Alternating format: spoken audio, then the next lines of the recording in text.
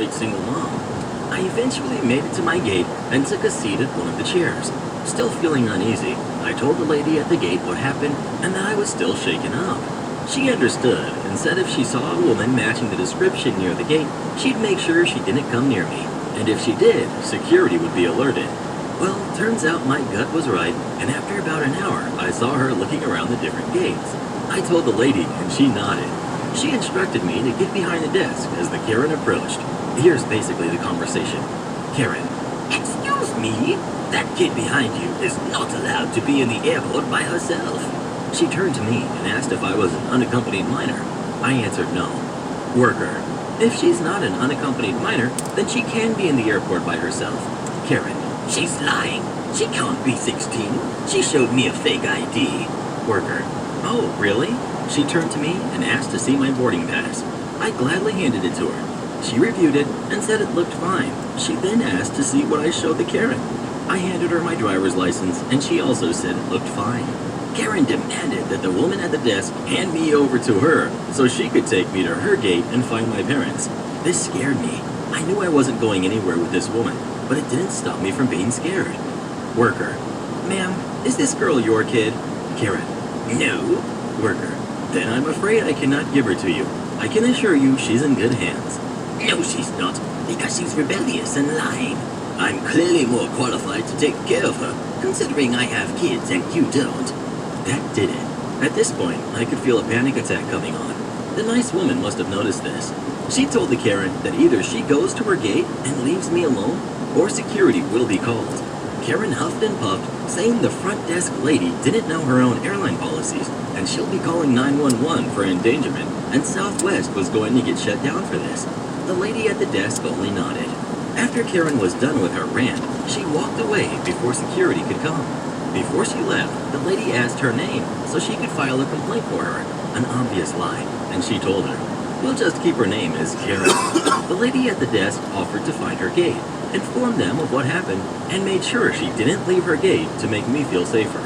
I agreed, and we found out her gate was in the international terminal.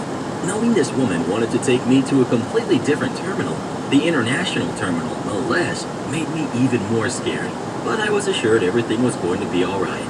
Her gate was informed about the situation, and they said that they would make sure she wouldn't leave the terminal once she arrived. It made me feel a lot better. I'm 19 now, and still haven't grown taller. I'm in college now, and still fly by myself. I'm still a little shaken up from the whole thing, but I still fly on my own, and make sure to carry around my ID and passport, and if anyone asks if I needed help, I'll quickly answer no and walk away. That may make me look more suspicious, but I don't care. I'd rather come across rude than have to deal with another crazy Karen. Man, this post was long. Thanks for reading all the way if you did. Have you ever seen anyone acting crazy at an airport? If so, what were they doing? Please let us know.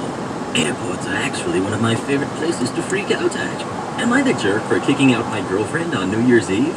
We can all agree that 2020 was a bad year, particularly for my 29 male family. We lost our dad beginning of the year after he had a heart attack, and my little brother, 12, had no one to take care of him. Our mom passed when he was 3, so our dad was all we had left. I fought for custody and was appointed his legal guardian. Honestly, it hasn't been easy.